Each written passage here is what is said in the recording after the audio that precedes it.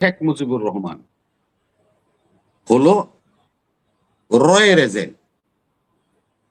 এই আহমেদ নেজাদের মতো মোসাদ যেরকম আহমদ নেজাদকে কিনছে, শেখ মুজিবকেও ইন্দিরা গান্ধী কিনছে। আগরতলা ষড়যন্ত্র মামলা সঠিক, এবং সেখানে বসে ষড়যন্ত্রের বিষটা বপন করা হয়েছিল। সেখানে সার্জেন্ট জহুর হকের প্রাণ দিতে হয়েছে, সার্জেন্ট শামসুল হক, এই লেফটেন্যান্ট কর্নেল শওকত আলী, এরা সবাই ওইটার মধ্যে ছিল। ভারত বিভাজনটা কিভাবে হয়েছিল? আমাদের ভারত বিভাজনের হিসাবটা ছিল মাউন্টেন ব্যাটন, কায়েদে আজম জিন্না, নেহেরু, আরো অনেক নেতা আছে, কিন্তু এরা হলো কি পয়েন্ট, তিনজন টেবিলে কিন্তু এরাই ভারত বিভাজন করছে। ভারত বিভাজনটা ডরিন লাইন যেটাকে আমরা বলি, ক্লিপটন যেটা কি এই লাইনটা তৈরি করেছিল, ডরিন লাইন বলি আমরা। এই লাইনটা তৈরি করা ছিল সম্পূর্ণ পাঞ্জাব, সম্পূর্ণ পাঞ্জাব কাশ্মীর পাকিস্তান হবে, পূর্ব বাংলা, পশ্চিম বাংলা, আসাম, ত্রিপুরা এগুলি ভারত হবে। কিন্তু জিন্না সেটা মানলেন না। নাজিমউদ্দিন সাহেব, শাহ সলিমুল্লাহরা, শেরে বাংলা ফজলুল হক, সরওয়ার্দী সাহেব, ওনার বড় ভাই হাসান সরওয়ার্দী, ওনারা জিন্নার সাথে বৈঠকে বসলেন যে না, আমরা কোনো অবস্থাতে ভারতীয় হব না, আমরা হিন্দুত্ব রাষ্ট্রের সাথে আমরা যাব না, আমরা মুসলমান মেজরিটি, আমাদেরকে পাকিস্তানের সাথে এক করতে হবে।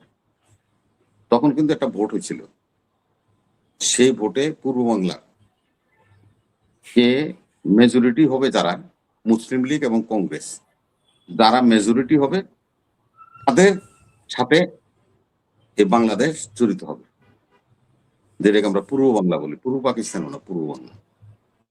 তখন দেখা গিয়েছিল নিরঙ্কুশ সংখ্যাগরিষ্ঠ, 70 সালে নির্বাচনের মতো নিরঙ্কুশ সংখ্যাগরিষ্ঠটা পেয়ে গেল মুসলিম লীগ এই পূর্ব বাংলায়।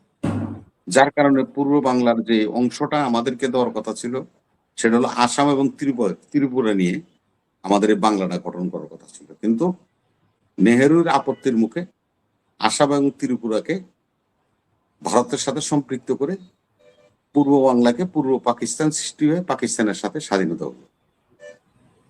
এটা হলো ভারত বিভাজনের ইতিহাস। তখন কথা ছিল এটার মধ্যে যে স্বাধীন রাজা যারা আছে তারা যে দেশকে সমর্থন করবে সে দেশের সাথে তারা যেতে পারবে। স্বাধীন রাজা কে ছিল? কাশ্মীরের রাজা হরিদাস, জুনাগড়ের রাজারা, হায়দ্রাবাদের নিজাম। দেখা গেল রাতের অন্ধকারে এরা পাকিস্তানের সাথেই যাবে এজ এ মুসলিম কান্ট্রি হিসাবে, কিন্তু নেহেরু এবং সর্দার ভাই প্যাটেল স্বরাষ্ট্রমন্ত্রী ছিল, তারা রাতের অন্ধকারে এই নিজামকে ক্লাস করে দিল, হায়দ্রাবাদ নিয়ে গেল, জুনাগড় গেল, কাশ্মীরের অর্ধেক পর্যন্ত যাওয়ার পরে পাকিস্তান সেখানে ফাইট করে কিছু অংশ, মুজাফরাবাদ যেটাকে আপনারা বলেন, এই কিছু অংশ যেটাকে আজাদ কাশ্মীর বলে, কিছুটা তারা ধরে রাখতে পারল। এলো ভারত বিভাজন। আর বিভাজনের নায়ক অখণ্ড বাংলা কারা ছিল? শেরে বাংলা ফজলুল হক কিন্তু আমাদের বাংলার মুখ্যমন্ত্রী ছিল। শেরে বাংলা ফজলুল হকের ক্যাবিনেটকে ধ্বংস করে দিল কে? এই আরএসএস এর জন্মদাতা শ্যামাপ্রসাদ মুখার্জি। তার বাবা হলো কলকাতা ইউনিভার্সিটির প্রথম বাঙালি আচার্য ছিল, স্যার আশুতোষ মুখার্জির ছেলে হলে শ্যামাপ্রসাদ মজুমদার, যিনি এই বীজ বপন করলো। আরএসএস এর প্রধান উনি, যেটাকে সংঘ পরিবার বলে, এখন যেটা মোদিরা প্রধানমন্ত্রী, এই দলটা সৃষ্টি করছিল শ্যামাপ্রসাদ। তার সাথে কারা অখণ্ড ভারত চাইল? দেশবন্ধু চিত্তরঞ্জন, এক কমরেড মুজাফর, এরা বঙ্কিমচন্দ্ররা, ঈশ্বরচন্দ্ররা, এরা সবাই, রবীন্দ্রনাথরা, এরা চাইল অখণ্ড ভারত। দাঙ্গা লাগাই দিল, নোয়াখালীতে দাঙ্গা হলো, বিভিন্ন জায়গায় দাঙ্গা হলো। মহাত্মা গান্ধী এই দেশে আসলো, নোয়াখালীতে গেছিল, ওই যে আপনারা শুনেন ছাগল নিয়ে গেছে ইত্যাদি। হ্যাঁ, সেই অবস্থায় এই দাঙ্গা প্রশমিত করে বিভাজন রেখাটা টানা হলো।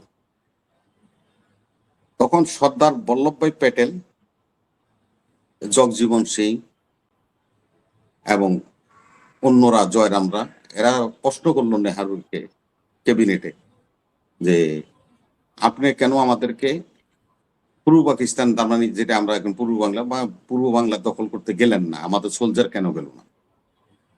নেহরু বলল যে সবকিছু অস্ত্র দিয়ে হয় না, কিছু কূটনীতি দিয়েও করতে হয়, কূটনৈতিক ভাবেও করতে হয়।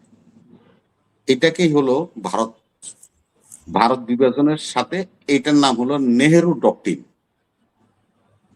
এই নেহেরু ডকট্রিন জন্ম হলো। নেহেরু ডকট্রিনটা হলো কি, এক সময় পূর্ব পাকিস্তানরে স্বাধীন করে দিবে, নাহলে দখল করে নেবে। এই থিওরিতে তারা তাদের কূটনীতি শুরু করলো। তারা জোট নিরপেক্ষ আন্দোলন করলো, জিরো অর্গানাইজেশন করে নেহেরু, নাসের, জোকোসলেভিয়ার টিটু, ব্রোসেফ টিটু, এরা জোট নিরপেক্ষ আন্দোলন করলো, যেটা জিরো আন্দোলন করি আমরা। করে তারা সারা ওয়ার্ল্ড ব্যাপী এটা প্রতিষ্ঠা করতে চেষ্টা করছে যে পাকিস্তানের যে পূর্ব পাকিস্তান অংশ, যেটা 2400 মাইল দূরে, সেখানে তাদের কোনো কর্তৃত্ব নাই, তারা এখান থেকে শোষণ করে সব নিয়ে চলে যায়, বাঙালিরা শোষিত হচ্ছে। নেহেরুরা এই জিনিসটা সারা ওয়ার্ল্ড ব্যাপী প্রচার করতে লাগে। আজকে যে ইরানে যে জিনিসটা আপনারা দেখছেন, যুদ্ধ হচ্ছে, ইরানের কঠোর প্রেসিডেন্ট আহমেদিনেজাদ, সে এখন মোসাদের চোর। সে মোসাদের চোর, অলরেডি সে গ্রেপ্তার হয়ে অন্তরীণ আছেন। এই শেখ মুজিবুর রহমান হলো রয়ের এজেন্ট। এই আহমেদ নেজাদের মতো মোসাদ যেরকম আহমদ নেজাদকে কিনছে, শেখ মুজিবকেও ইন্দিরা গান্ধী কিনছে। আগরতলা ষড়যন্ত্র মামলা সঠিক, এবং সেখানে বসে ষড়যন্ত্রের বিষটা বপন করা হয়েছিল। সেখানে সার্জেন্ট জহুর হকের প্রাণ দিতে হয়েছে, সার্জেন্ট শামসুল হক, এই লেফটেন্যান্ট কর্নেল শওকত আলী, এরা সবাই ওইটার মধ্যে ছিল। এটা কিন্তু সত্য ঘটনা। কিন্তু কি করলো, আইওয়াশ হলো কি, র এমন ভাবে কাজ করলো আমাদের দেশে, আমাদের আইএসএস এটা ধরতেই পারলো না। মাওলানা ভাসানী এবং অন্যান্য বিরোধী দলের নামাই দিল কি, যে জেলের তালা ভাঙবো, শেখ মুজিবকে আনবো। জেলের তালা ভাঙবো, শেখ মুজিবকে আনবো। মাওলানা ভাসানী পল্টনে দাঁড়ায় বক্তৃতা দিয়ে দিল, পঙ্গপালের মতো আমরা ছুটলাম, সারা দেশ উত্তাল হয়ে গেল। তখন শেখ মুজিবকে জেল থেকে বের করে আইয়ুব খান লাহোরে, যেটা লাহোর প্রস্তাব আমরা বলি, এই সদেওয়া প্রস্তাব যেখানে প্লেস করলো, লাহোর গোল টেবিল কনফারেন্সে নিয়ে গেল এবং সে মুক্ত হলো। তারপরে 1970-এর নির্বাচন, ধারাবাহিকভাবে ক্ষমতা হস্তান্তর না হওয়ার কারণে, যেটা আমাদের পার্লামেন্টের স্পিকার হাফিজ সাহেব বলছে, না হওয়ার কারণে, কারণ ওরা তো তো পিছনে লাগে আছে, ওরা এইভাবে সেট করা আছে যে হয় ক্ষমতা দিলেও আমাদের কাছে চলে যাবে, এটা পূর্ব পাকিস্তান আমরা ভোগ দখল করবো, শেখ মুজিব পাকিস্তানের প্রধানমন্ত্রী হবে, আর যদি না হয় তাহলে পাকিস্তান, পূর্ব পাকিস্তান স্বাধীন হয়ে যাবে। সেই সূত্র ধরেই পাকিস্তান দ্বিখণ্ডিত হয়ে গেল।